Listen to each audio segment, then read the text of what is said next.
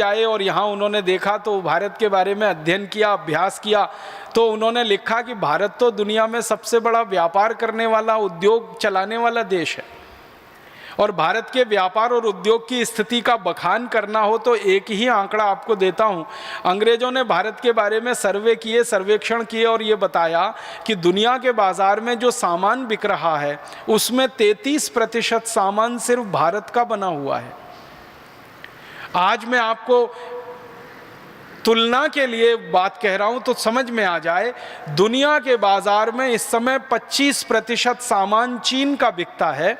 दुनिया के बाजार में इस समय 25% सामान लगभग अमेरिका का बिकता है। अमेरिका एक देश है, चीन एक देश है, दोनों महाशक्तियां हैं।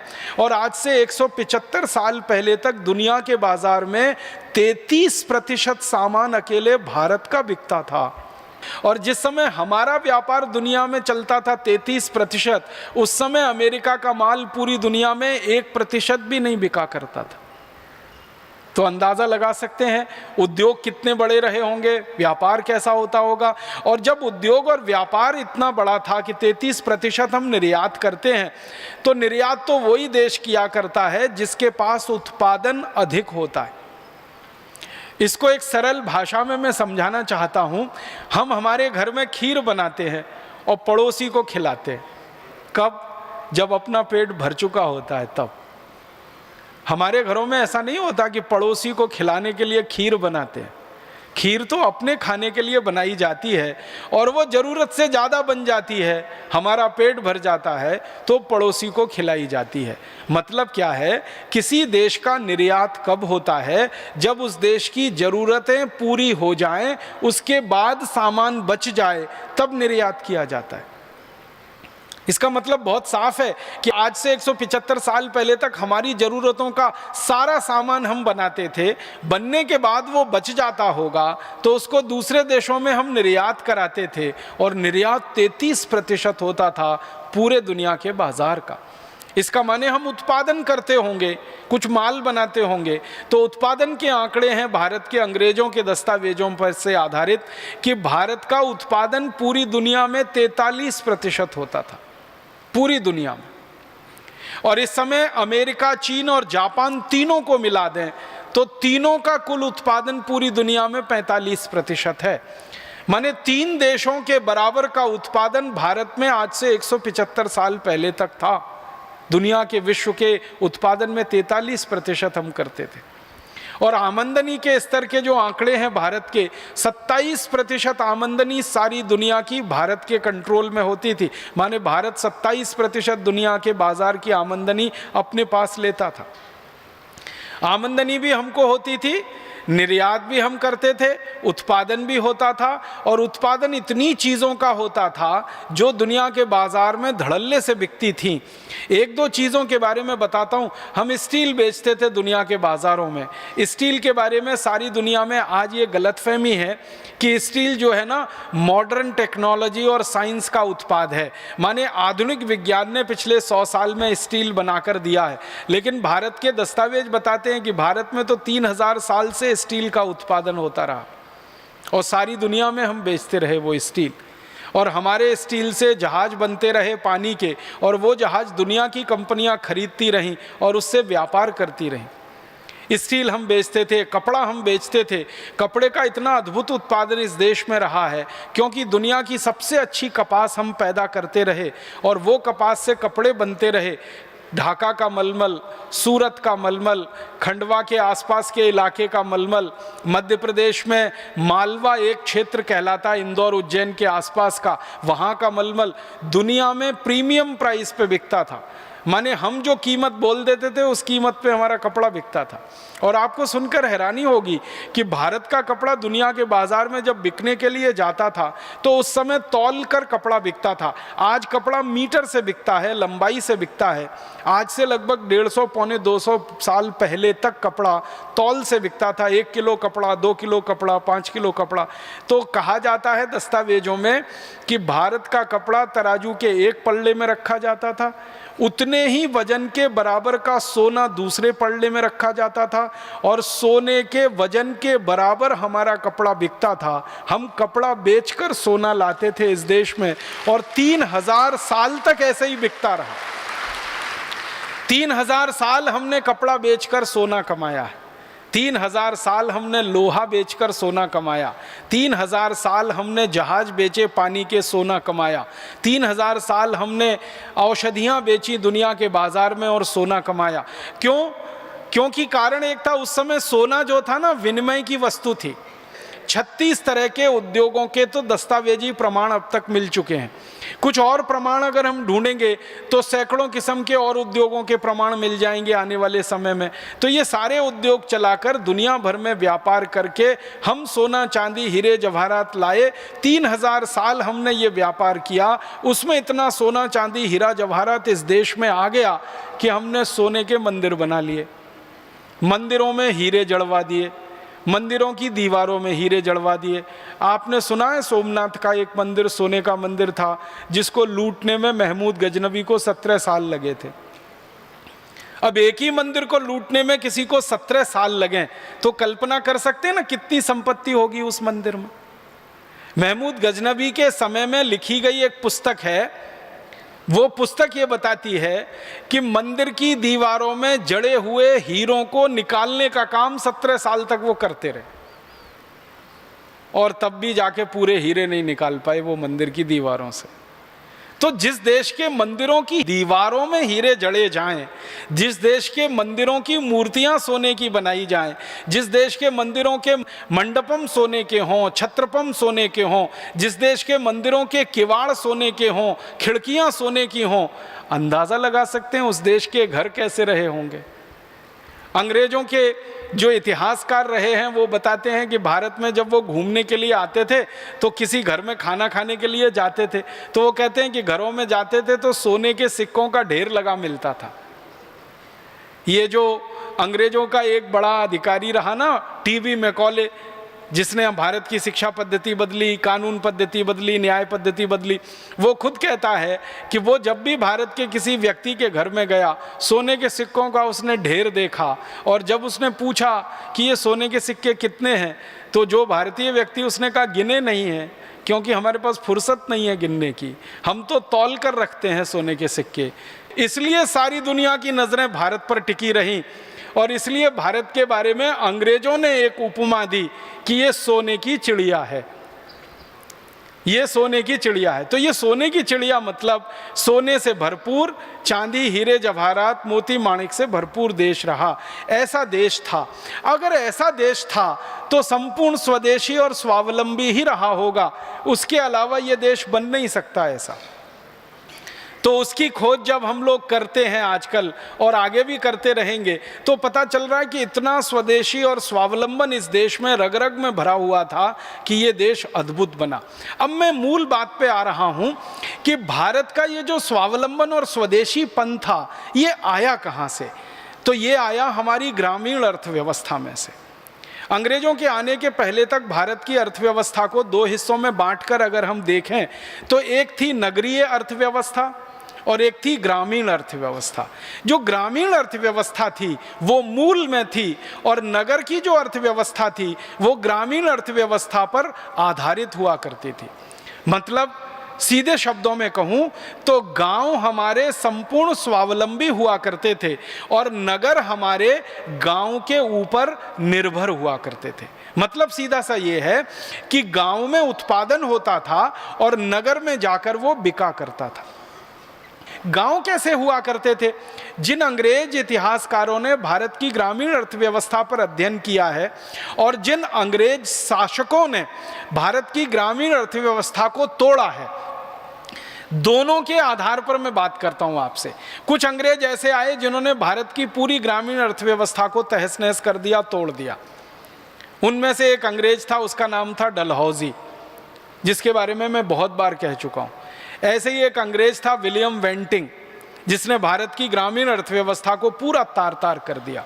तो जिन अंग्रेजों ने भारत की ग्रामीण अर्थव्यवस्था को तोड़ा, उन्होंने भारत में क्या देखा गांव में, और जिन अंग्रेजों ने भारत की ग्रामीण अर्थव्यवस्था पर अध्ययन और अभ्यास किया इतिहासकार के रूप में, उन्होंने क्या देखा भारत के गांव में, तो वो मैं उनके ही शब्दों में सुनाता हूं। एक अंग्रेज इतिहासकार लिख रहा है भारत के गांव के बारे में। वो ये कह रहा है, भारत के बहुत सारे गांवों में गया, अध्ययन किया, और अध्ययन करने के बाद वो पहला एक वाक्य लिखता है गांव के बारे में कि भारत के गांव में बाहर से सिर्फ एक चीज आती है और वो है नमक। फिर से सुनिएगा, अंग्रेजी में लिखा हुआ कोटेशन है, उसका मैं हिंदी कर रहा हूं। वो ये कह रहा है कि भारत के गांव में बाहर से बस एक ही चीज आती है, वो है नमक, और बाकी सब चीजें गांव से बनकर शहरों में जाती हैं, नगरों में जाती हैं। तो नमक एक ऐसी चीज है जो भारत के गांव में आया करती थी बाहर से, बाकी कोई वस्तु भारत के गांव में नहीं आया करती थी। ऐसा अंग्रेजों के 200 इतिहासकार अपनी किताबों में लिख रहे हैं। कुछ नहीं आता था, सब भारत के गांव में होता था। गेहूं, चना, चावल, दाल, मटर। और एक अंग्रेज इतिहासकार ने तो बड़ी मेहनत की है कि भारत के एक एक गांव में क्या क्या होता था उसकी सूची बनाई है। तो आप हैरान हो जाएंगे, एक एक गांव में 2-2 हजार से ज़्यादा वस्तुएं पैदा होती थी। गेहूं, चना, चावल, दाल, मटर, तो ये तो उंगलियों पे गिने जाने वाले नाम है ना। ऐसी 2000 से ज़्यादा वस्तुएं भारत के अधिकांश गांवों में पैदा हुआ करती थी। और गांव कितने थे इस देश में? लगभग 7,50,000 के आसपास गांव थे अंग्रेजों के आने के पहले। और इन गांवों में उत्पादन की 2-2 हजार चीजें जब हुआ करती थी, उन्हीं चीजों से हमारे देश में उद्योग चला करते थे। आपको ये बात तो समझ में आती ही होगी, क्योंकि आप में से कई ग्रामीण क्षेत्र के लोग होंगे, कि मूल उत्पादन जो होता है, जिसको आधुनिक अर्थशास्त्र में कहते हैं प्राइमरी प्रोडक्शन, जिससे उद्योग चलते हैं। जैसे कपास का उत्पादन मूल उत्पादन है, उसको आधुनिक भाषा में हम कहते हैं प्राइमरी प्रोडक्ट, कपास। जैसे गेहूं का उत्पादन मूल उत्पादन है, उसको कहते हैं प्राइमरी प्रोडक्ट। चने का उत्पादन मूल उत्पादन है। हमारे देश के गांव में मूल उत्पादन होने वाली 2000 से ज्यादा वस्तुएं थी।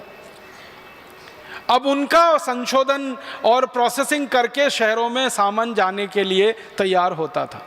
तो गांव में उत्पादन का बड़ा भारी तंत्र था। गांव में कपास से लेकर हर तरह की चीज पैदा होती थी। गांव में कपास होती थी, कपास का सूत बनता था, सूत का कपड़ा बनता था, कपड़ा बाजारों में बिकता था, शहर के बाजारों में बिकता था, यूरोप के बाजारों में बिकता था। इसी तरह गांव में रेशम होती थी, रेशम के उत्पादन से सूत बनता था, उस सूत से रेशमी कपड़ा बनता था, वो रेशमी कपड़ा दुनिया भर के बाजारों में बिका करता था। तो गांव की अर्थव्यवस्था को थोड़ा हम अध्ययन करते हैं। मैं इसके विस्तार में नहीं जाना चाहता, संकेत में कह रहा हूं कि हर तरह की चीज गांव में पैदा होती थी। याद रखना आप, 2000 वस्तुएं भारत के गांव में थी, जिनमें 90 खनिज और अनाज का अगर गिनना शुरू करें तो सैकड़ों किस्म के अनाज, और उसके अलावा बनने वाला कपड़ा, बनने वाली रस्सी, बनने वाली सुतली, ये सब गांव में होता था। और ये सारा काम जो गांव में होता रहा, इसको करने के लिए लोग कौन थे? हमारे देश में कारीगर लोग हुआ करते हैं। वो गांव समाज के सबसे अभिन्न अंग थे।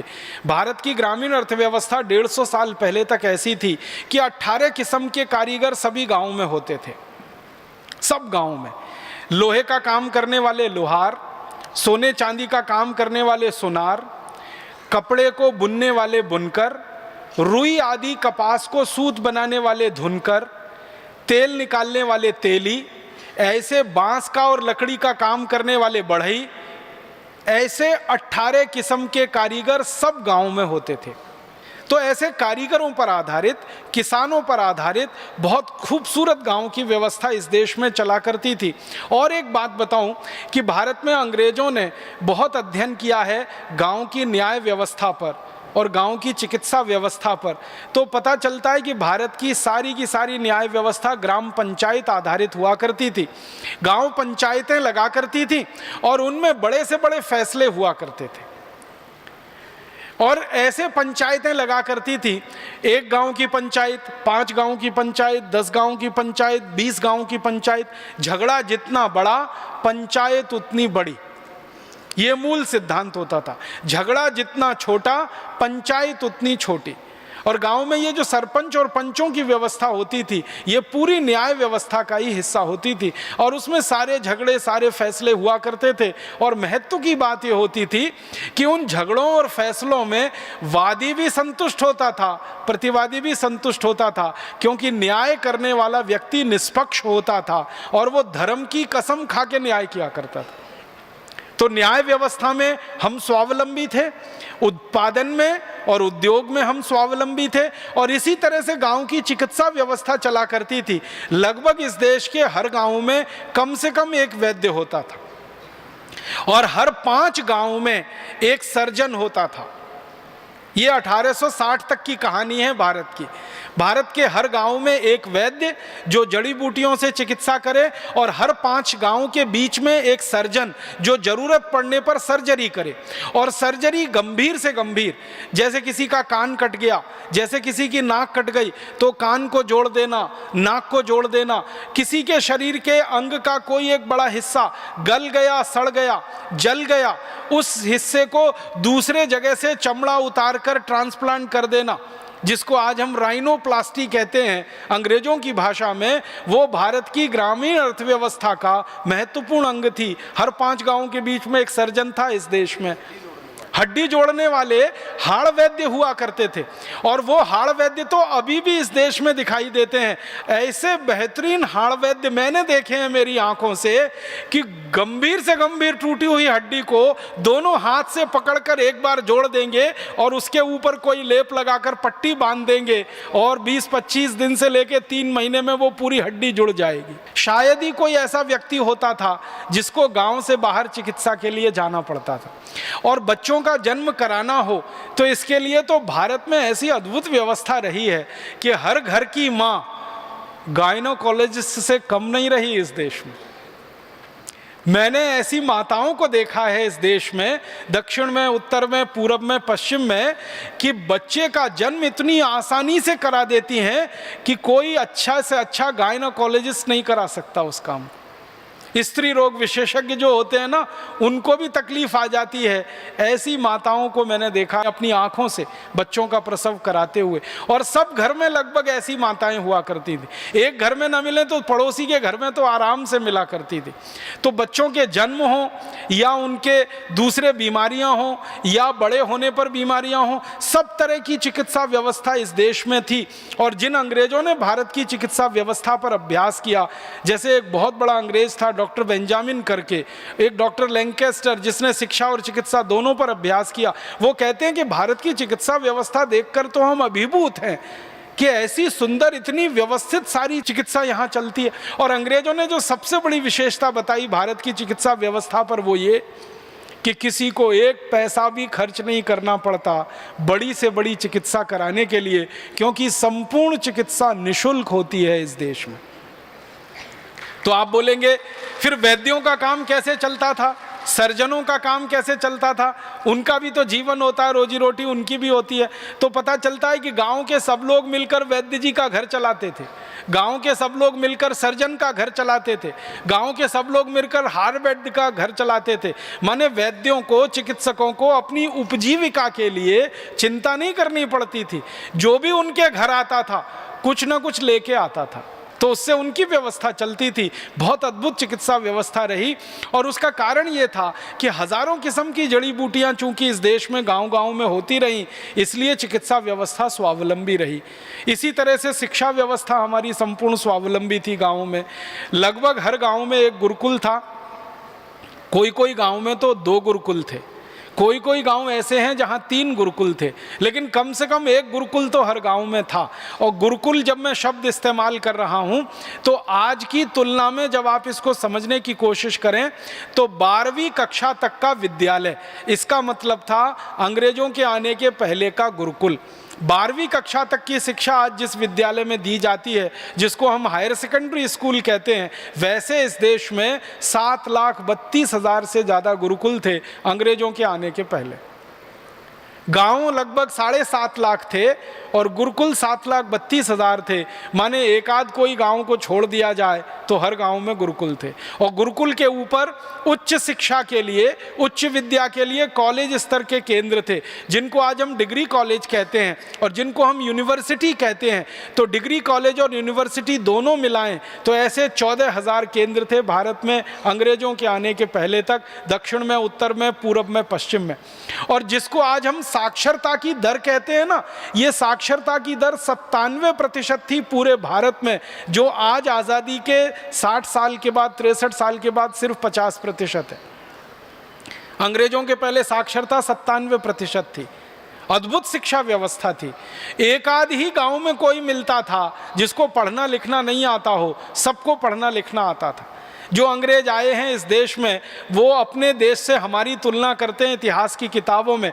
कई अंग्रेज कहते हैं कि हमारे देश में तो सबसे पहला स्कूल 1868 में शुरू हुआ लंदन में, लेकिन भारत में तो उससे हज़ारों साल पहले से 7,32,000 से ज़्यादा स्कूल चल रहे हैं। वो कहते हैं हमसे ज़्यादा शिक्षा में भारत ऊंचा। तो शिक्षा में हम स्वावलंबी थे। गुरुकुलों में पढ़ाए जाने वाले विषय बहुत अद्भुत हुआ करते थे।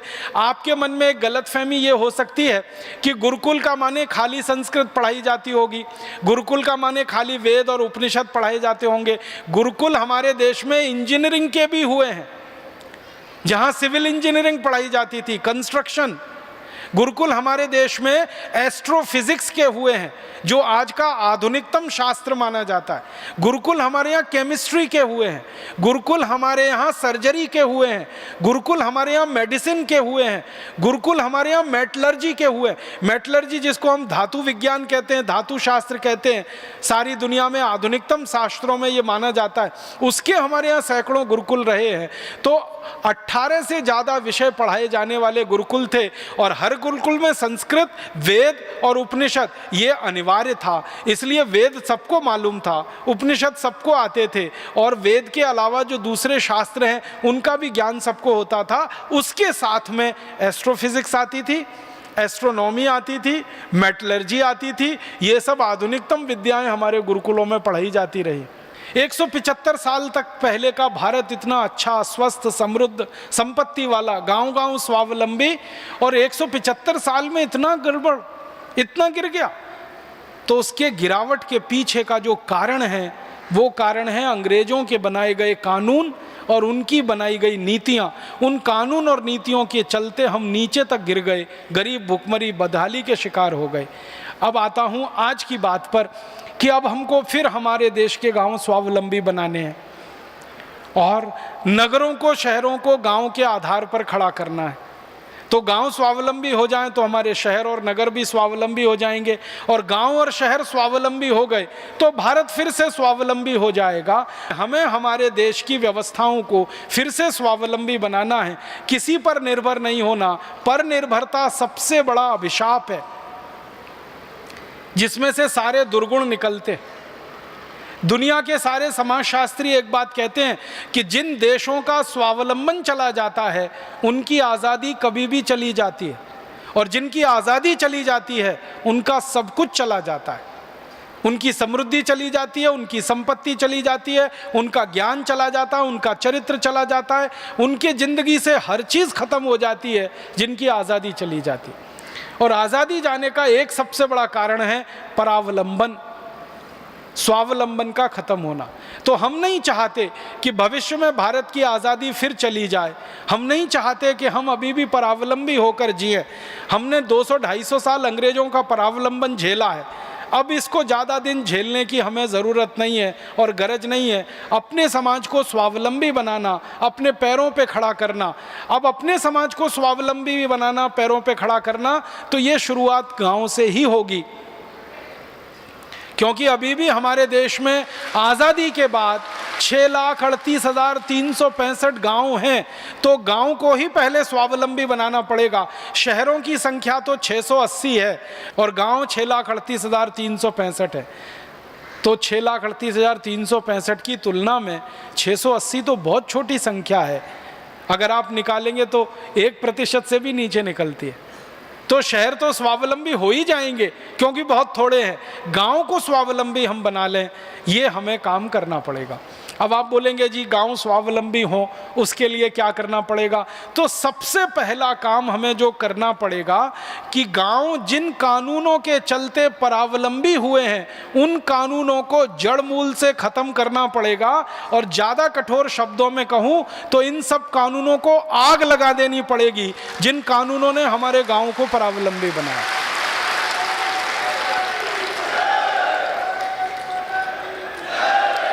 आप अगर मुझसे पूछेंगे कि गांव के परावलंबन को खत्म करने के लिए, स्वावलंबन बढ़ाने के लिए सबसे पहले कौन सा कानून खत्म होना चाहिए, तो मैं कहूंगा लैंड एक्विजिशन एक्ट सबसे पहले खत्म होना चाहिए। दूसरा कानून जो खत्म होना चाहिए वो इंडियन एडमिनिस्ट्रेटिव एक्ट। तीसरा कानून खत्म होना चाहिए गांव के स्वावलंबन के लिए इंडियन पुलिस एक्ट जो अंग्रेजों के समय के, आईपीसी, सीआरपीसी, सीपीसी। और मैं बहुत दुख के साथ कहता हूं कि अंग्रेजों के समय के ऐसे 34,735 कानून हैं जिन्होंने हमारे गांव को जकड़ रखा है, पकड़ रखा है, छोड़ते नहीं है वो गांव को स्वावलंबी होने के लिए। तो ये सब कानून हमें खत्म करने पड़ेंगे। यही भावना के साथ परमपिता परमात्मा से प्रार्थना करता हूं कि सारा देश इकट्ठा होकर देश के स्वावलंबन को बढ़ाए, स्वदेशी के मार्ग पर चलकर, और हम इस काम में सफलता पाएं। ऐसी ईश्वर से कामना के साथ आभार। बहुत धन्यवाद।